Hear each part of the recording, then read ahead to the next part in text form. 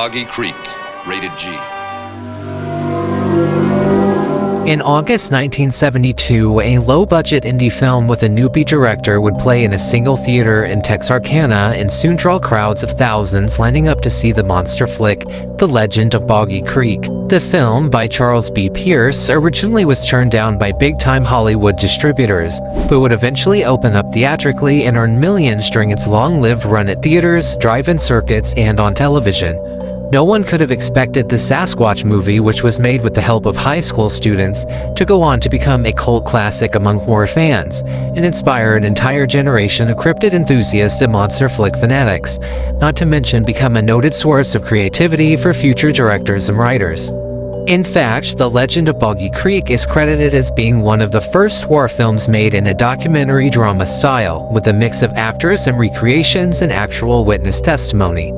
Despite the movie having its fair share of cheesy scenes and bad acting, there's just something beloved about the film that keeps people coming back time after time, even with the movie now having been released over 50 years ago. Many note the movie being based on true stories and events as the major reason why it's so compelling and thrilling. But did the film really capture the true terror of this little town? The fear that gripped the community for years on end and arguably still to this day? What, if anything, did the film leave out, and what has the aftermath of the sensation been like for the people who call Boggy Creek home? First of all, it's noteworthy that the movie wasn't the beginning or end of encounters of the monstrous creatures known as the Loch Monster. Sightings had been going back in the area hundreds of years in some cases, and continue on to this very day. However, the events included in the movie are certainly the most well-known.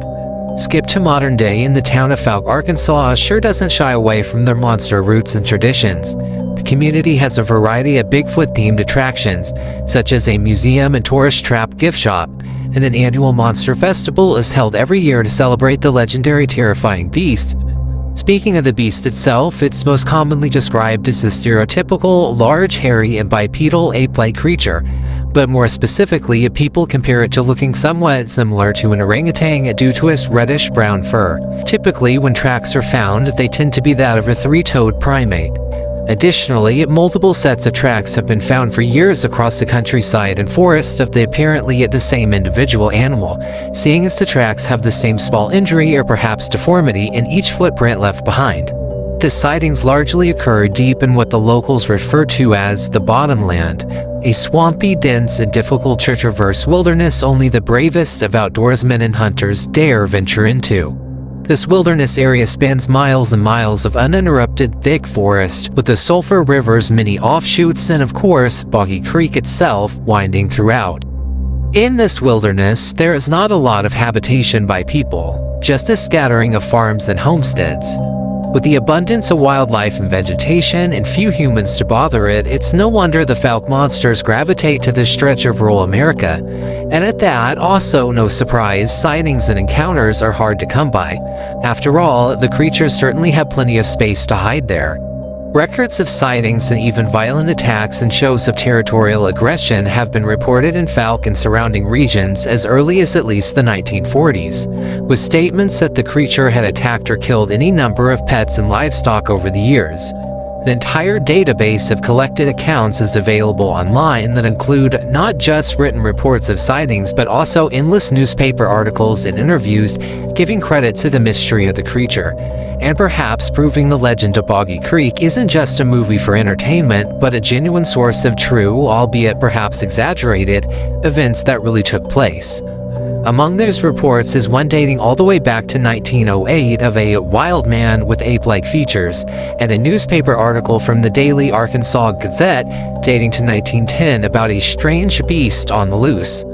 These documented sightings are interesting in particular, not just because of the long history of the creature, but because these sightings were being reported in a time and place that Sasquatch, Bigfoot, Yeti, or any other name for the species was basically unheard of.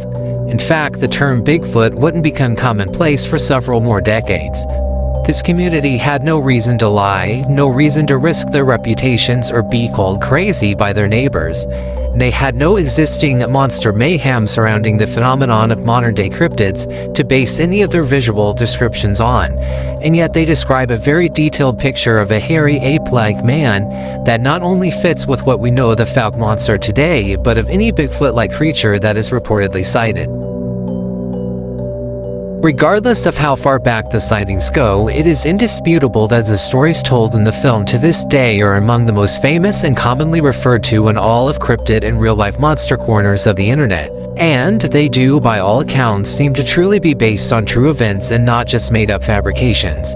The characters in the film were real people's names connected to official articles and even police reports from the time, and in some cases the actual witness themselves provided their own testimony for the movie. And some of the filming locations were the actual place the encounter took place.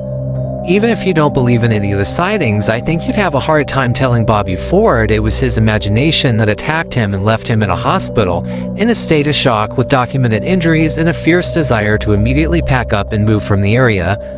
Yes, it can be argued it was a bear or a panther that attacked him, but the entire family swore on what they experienced, and at the very least we know for certain something attacked him that night, as this is well documented in official records. The movie itself isn't without controversy, with accusations hurled at the crew for alleged unethical treatment towards the locals and community at large, especially for those whose first-hand stories were used during production. The book, Smoking the Fouke Monster by Smokey Crabtree, is partly a memoir and partly a detailed explanation and retelling of the supposed true behind-the-scenes impact and fallout of both the hysteria of the monster and the aftermath of the film during and after filming wraps. There also were a few sequels and remakes of the classic, which, if reviews are to be believed, are not nearly as good as the original. Overall, it seems that for every local that hates the media attention and tourists the movie brought to Fouke, there is another resident who is glad to have their little town on the map in such a iconic and profitable way. Over 50 years later, the craze surrounding the Legend of Boggy Creek doesn't seem to be dying down anytime soon. The movie is now available in remastered 4K, and even the soundtrack is now for purchase on vinyl. It is loved by both believers and also casual horror monster fans, and it goes without saying that this movie had a huge impact on cryptid hunters and Sasquatch researchers, both as hobbyists and professionals. Any cryptozoologist who has interest in Bigfoot has no doubt seen the movie at some point, and, for good or bad, walked away with quite the impression. It also raised a generation of Bigfoot-obsessed kids like myself. I have great memories of watching it on a grainy VHS tape and being scared out of my mind every time I watched it. I even had the privilege of going to Fouke as a kid on a family vacation and visiting some of the locations of the film and all the little roadside attractions. And of course, we stopped and took pictures at actual Boggy Creek. But we made sure to leave before the sun went down.